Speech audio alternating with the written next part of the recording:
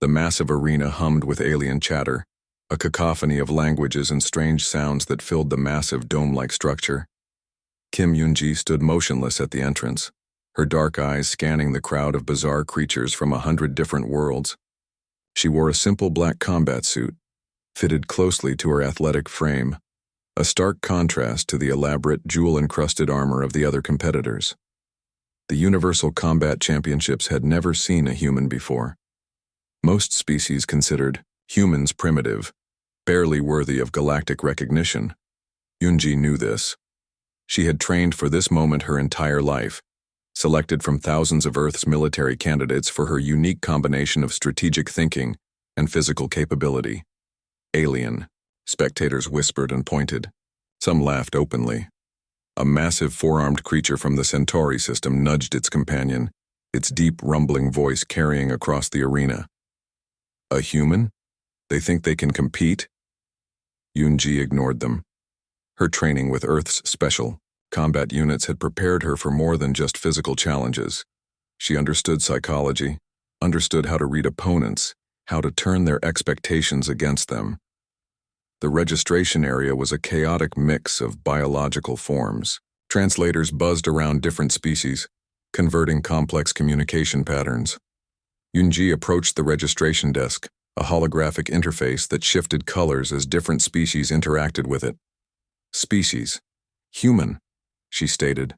Clearly, the holographic attendant, a shimmering blue construct, paused. Its programming seemed momentarily confused by her presence. Confirmation required. Humans not previously registered in Galactic Combat Championships. Confirmed, Yoon-ji responded, her voice steady. Behind her, more laughter erupted. A serpentine, creature with multiple eyes, hissed something that translated roughly to "meet for the arena" in the Universal Communication Network. The preliminary scanning process began. Yoon-ji stood perfectly still as advanced sensors mapped her physical capabilities. Her body told a story of disciplined training, muscles compact and efficient, reflexes tuned to split-second responses, a cardiovascular system that could manage extreme stress. The scanner's results appeared on the massive screen above the registration area. Whispers turned to surprised murmurs. Her physical metrics were unusual. Not the strongest, not the largest, but something different. Balanced. Adaptive. Registration complete, the holographic attendant announced. Participant Kim Yoon-ji. Earth. First human entry in Galactic Combat Championships. The arena's ambient noise shifted. Curiosity began replacing mockery. Who was this small human?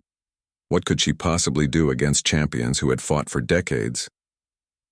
Yoon-ji walked towards the preparation area, her movements calculated and smooth. She remembered her training, her instructor's final words. You're not just representing yourself, you're representing an entire planet that most consider insignificant. The preparation chambers were a maze of alien physiological support systems. Oxygen chambers, gravity adjusters, neural stimulation units, each designed for specific species combat preparation. Yoon-ji selected a standard human adaptation chamber, ignoring the curious stares. Her mind was already mapping potential strategies. She had studied recordings of previous championships, analyzed fighting techniques of dozen different species. Humans might be new to galactic combat, but they were quick learners. A massive screen displayed competitor profiles. Her image, small, almost insignificant compared to towering alien warriors, stood out starkly. Betting systems were already active, her odds of winning mathematically calculated as near zero. But Yoon-ji didn't care about odds. She had been chosen precisely because she defied mathematical predictions. As the first competition day approached, the arena buzzed with an energy of anticipation, a human in the Galactic Combat Championships. The very idea seemed absurd to most species present. They would soon learn otherwise. The army moved forward under dark skies. They walked slowly, their feet making soft sounds on the wet ground. John, the young soldier, felt his heart beat fast. This was his first battle. He gripped his sword tightly and looked at the others around him. "Stay close," whispered Mark, the older soldier next to him. Mark had fought in many battles before. His face showed no fear, only focus. In the distance, they could see the enemy camp. Small fires dotted the hillside like stars fallen to earth. The enemy did not know they were coming. Captain James raised his hand and everyone stopped. He pointed to 3 groups of soldiers. Each group would attack from a different side. John and Mark were in the group that would attack from the right. They waited until the moon hid behind clouds. Then they began to move again more quietly now. John's mouth felt dry. He could hear his own breathing. Suddenly, a dog barked in the enemy camp. Someone shouted. The enemy knew they were coming. "Now!" yelled Captain James. The army rushed forward, no longer trying to be quiet. John ran with the others. The ground seemed to shake under their feet. The enemy soldiers grabbed their weapons and formed lines to fight. The 2 armies crashed together like waves against rocks. The sound was terrible, metal hitting metal, men shouting, horses crying out.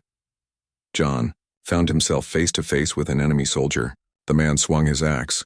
John raised his shield just in time. The force of the blow made his arm hurt. He pushed back and swung his sword. The enemy soldier fell. All around him, men fought and died. The air smelled of blood and sweat. John lost sight of Mark in the chaos. He fought another enemy, then another. His arms grew tired. A cut on his face burned. But he kept fighting.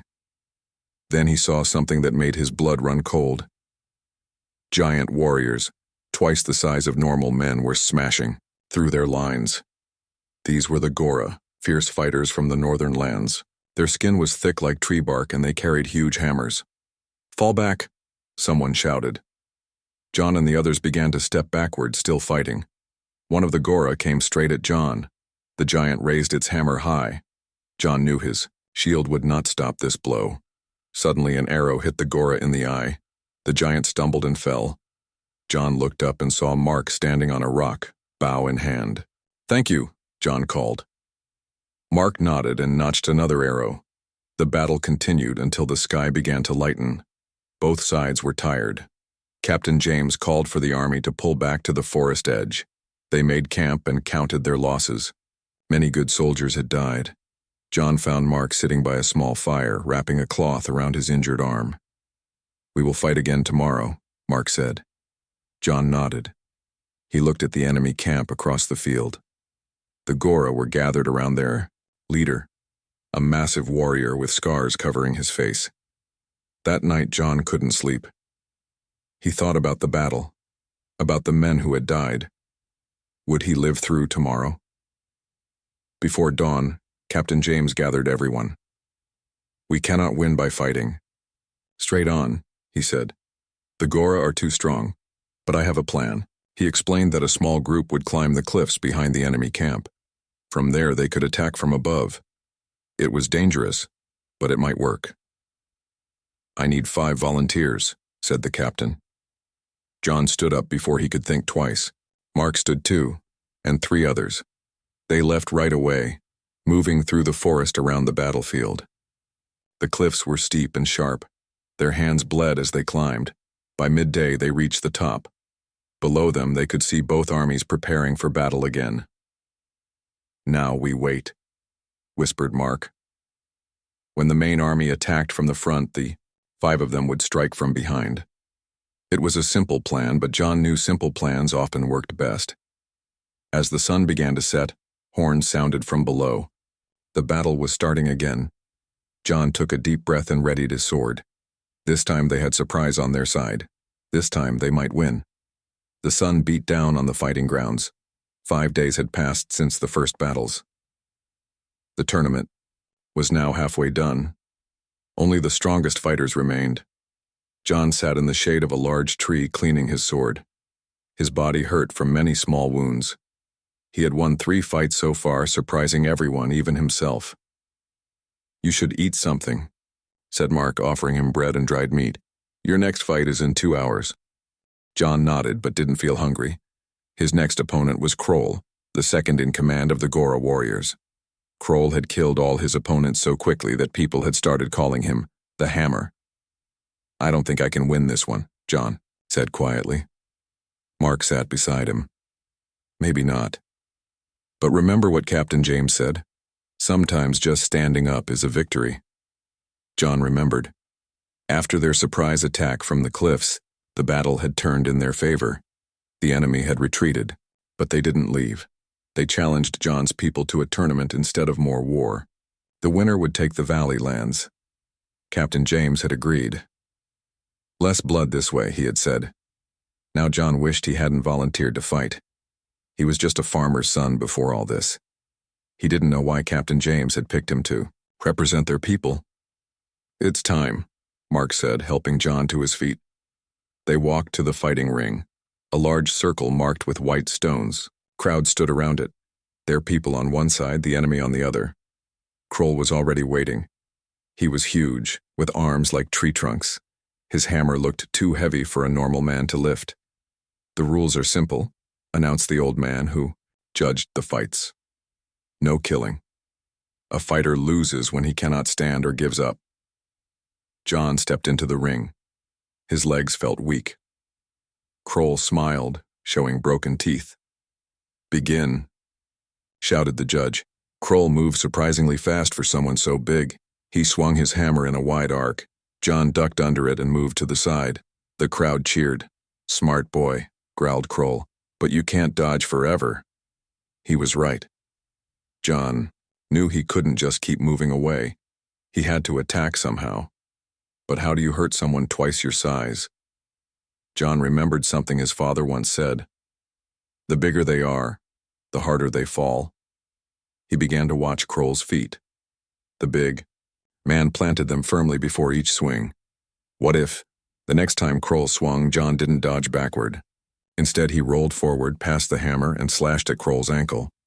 Kroll roared in pain. His next swing was wild with anger. John kept moving, always aiming low, making small cuts. But he couldn't dodge forever. Eventually, Kroll caught him with a glancing blow. John felt something crack in his side. He fell to one knee, struggling to breathe. The crowd went quiet. Kroll raised his hammer for the final blow. In that moment, John saw something in Kroll's eyes. Not just anger, but fear of losing. The Gora warrior was tired too. John gathered his strength and rolled once more as the hammer came down. The weapon hit the ground hard, sending dirt flying. Before Kroll could lift it again, John swung his sword with all his might, at the hammer's wooden handle. The handle cracked. Kroll stared in disbelief as his weapon broke in half. Now they both had nothing but their hands. They circled each other, breathing hard. You fight well for a small one, said Kroll. You too for a big one, replied John. They charged at the same time. Kroll's fist caught John in the shoulder, spinning him around. But John managed to hook his foot behind Kroll's injured ankle. They both fell, rolling in the dust. John ended up on top, pressing his forearm against Kroll's throat. The bigger man struggled, then went still. I yield, Kroll said, his voice barely a whisper. The crowd exploded with noise. John rose shakily to his feet. His people cheered his name. Captain James came to help him from the ring. Well done, he said. That's 3 wins for us, 2 for them. John nodded, too tired to speak. He had won, but the tournament wasn't over. There were still 2 more days of fighting. As Mark helped clean his wounds that night, John watched the stars appear. Why did you pick me? He finally asked. To fight for us? Mark smiled. Because you don't fight to hurt others. You fight to protect what matters. John thought about this as he drifted off to sleep. Tomorrow would bring new challenges, but for now he had done enough. Morning came with dark clouds and distant thunder. John woke to the sound of rain hitting the tent. His body still ached from yesterday's fight with Kroll. Today would be even harder. Mark brought him hot soup. Drink this. You'll need your strength. Who am I fighting today? John asked, though he already knew the answer. Ragna, Mark said, quietly. The Gora leader's daughter. Everyone had seen Ragna fight. She was not as big as the other Gora, but she was faster. She fought with 2 short axes and moved like water. No one had lasted more than 5 minutes against her. John finished his soup and stood up slowly. His ribs hurt where Kroll had hit him. The tournament is tied now, Mark told him. 3 wins for us, 3 for them. If you beat Ragna today, we only need 1 more victory to win the valley. John nodded. No pressure, he thought to himself. The rain had stopped by the time they reached the fighting grounds, but the air felt heavy and wet. The ground was muddy now. That might slow Ragna down, but it would slow John too. Captain James met them at the edge of the crowd. Remember, he said to John, Ragna likes to attack quickly from the start. If you can survive her first rush, you might find an opening. The crowd parted as Ragna walked to the fighting ring. She was tall for a woman, with braided red hair and arms covered in blue markings. Her twin axes gleamed despite the gray day. John stepped into the ring and bowed slightly to her. She did not bow back. I have watched you fight, small one, she said in a voice surprisingly gentle. You are clever, but cleverness won't save you today. The judge raised his hand. Begin, just as Captain James had warned. Ragna attacked immediately. Her axes whirled like windmill blades. John barely got his sword up in time to block. The force of her blows made his arms shake. He tried to move back, but his foot slipped in the mud. Ragna's axe caught his shoulder, cutting through his leather armor. John felt warm blood run down his arm. The crowd gasped. John's people looked worried. This fight might end quickly after all. But John had learned something from his battle with Kroll. Sometimes strength wasn't the answer. Sometimes you had to think differently. He stopped trying to match Ragna's power, and instead focused on staying alive. He blocked what he had to and dodged the rest. The mud made it hard to move quickly, but it made it hard for her too. Stand and fight properly, Ragna shouted after several minutes of this. John didn't answer. He was watching her feet, noticing how she planted them before each swing. The mud was getting deeper as they churned it up with their movement. Suddenly, John stopped backing away. This surprised Ragna. She hesitated for just a moment. That moment was all John needed. He drove his sword down, not at Ragna, but into the mud between them. Then he pulled it out quickly. Mud sprayed into Ragna's face, blinding her. She stepped back, wiping at her eyes. John moved forward now, swinging his sword in wide arcs, forcing her to block blindly. One of her axes flew from her hand when his sword hit it at just the right angle. The crowd roared. John pressed his advantage, driving Ragna back toward the edge of the ring. But Ragna was not easily beaten. Even half-blinded and with only one axe, she fought fiercely. She caught John's sword arm with a quick slash, making him cry out in pain.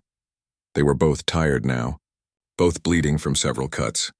The fight had gone on longer than anyone expected. Then Ragna made a mistake. She stepped back into a particularly deep patch of mud. Her foot sank in up to her ankle. John saw his chance. He lowered his shoulder and charged, slamming into her chest. They both fell, rolling in the mud. John's sword went flying. They wrestled, evenly matched despite her greater size. John managed to pin her other axe hand down. With his free hand, he grabbed a handful of mud and pressed it against her throat. Yield, he gasped. Please, yield. Ragna struggled a moment longer, then went still. Their eyes met. To John's surprise, she smiled. I yield, she said clearly so all could hear. The crowd erupted in cheers. John rolled off her and lay on his back in the mud, breathing hard. He had won. Somehow, he had won. Mark and Captain James helped him up. His people surrounded him, patting his back, calling his name. Through the crowd, John saw Ragna standing with her father, the Gora leader. She looked at John and nodded slightly. There was respect in her eyes now. Rest well, Captain James told John. Tomorrow is the final day. Tomorrow everything will be decided. The final day of the tournament dawned clear and bright. The muddy fighting ground had dried overnight, leaving it hard and cracked. People from both sides gathered early, eager to see the last battles. John sat alone by a small stream, letting the cool water run over his injured hand. His fight with Ragna had left him with many cuts and bruises. The healer had wrapped his wounds, but pain still shot through his body when he moved too quickly. Are you ready? Mark asked, coming to sit beside him. John looked at the water. No, he said honestly, but it doesn't matter. I won't be fighting today. This was true. After John's victory yesterday, their side needed just one more win to claim the valley. Captain James had chosen Ilara, their best archer, to fight in today's first match. If Ilara wins, it's over, Mark said. We get the valley and the fighting stops. John nodded. He hoped Ilara would win. He was tired of fighting. They walked together to the tournament grounds. The crowd was larger than before. Even people from nearby villages had come to watch the final day. Ilara stood ready, her bow in hand. Her opponent was a Gora warrior named Thrum, who fought with a spear. The judge called them both to the center of the ring. This could be the final match, the judge announced. If Ilara wins, her people claim the valley. If Thrum wins, the tournament continues. The fight began. Ilara was quick, firing arrows while staying just out of reach of Thrum's spear. But Thrum was clever too. He used his spear to knock arrows away in midair. The crowd held their breath as the two circled each other. Minutes passed. Ilara was running low on arrows. Thrum's movements were getting faster as he sensed an advantage. Finally, Thrum charged.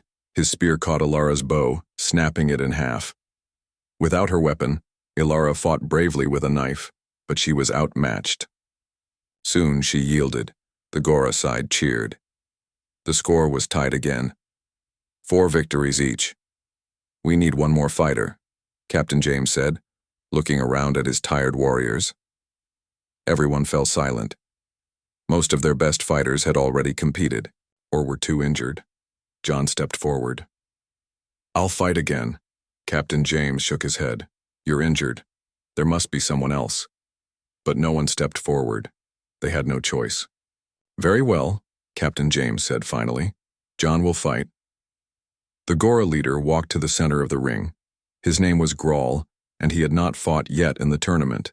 He was the biggest of all the Gora, with a battle axe that looked as heavy as John himself. This will be the deciding match, the judge announced. The winner takes all. John entered the ring slowly. His wounds from yesterday felt fresh again. He gripped his sword with both hands to stop them from shaking. Grawl looked down at him. You fought my daughter well, he said in a deep voice. But I am not Ragna. I will not underestimate you. The judge stepped back. Begin. Grawl did not rush forward as John expected. Instead, he moved carefully, testing John with small, controlled swings of his axe. John tried to find an opening, but Grawl's defense was perfect. Every time John moved close, the big axe forced him back. Minutes passed. John felt his strength draining. His injured shoulder began to throb. He couldn't keep this up much longer. Then he remembered something Captain James had told him before his first battle. Sometimes the greatest strength is knowing your weakness. John had been trying to fight Grawl as an equal, but they were not. Equal? Grawl was stronger, more experienced, and uninjured. So John did something unexpected. He lowered his sword. Are you yielding? Grawl asked, suspicious. No, John said. I'm asking you something. Why are we fighting? Grawl frowned. For the Valley lands. Yes, John agreed. But why must only one side have them? The valley is large, enough for both our peoples, the crowd murmured. This was not how a tournament fight was supposed to go. Our peoples have been enemies for generations, Grawl said, but he lowered his axe slightly. And what has that brought us? John asked. Just death and pain. More orphans, more widows, more hatred. Grawl was silent for a long moment. Then he looked around at the crowd, at his own people and at John's. Perhaps, Grawl said slowly, there is wisdom in your words. He stepped forward until he stood directly in front of John. Then, to everyone's shock, he placed his axe on the ground. I propose a different ending to this tournament, Grawl called out, his voice carrying to all. Not victory for one side, or the other, but peace for both. A murmur ran through the crowd.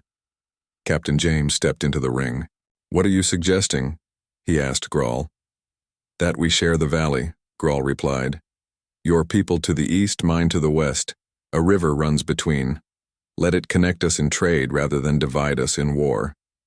Captain James looked at John, then back at Grawl. Slowly, he extended his hand. Peace, he said.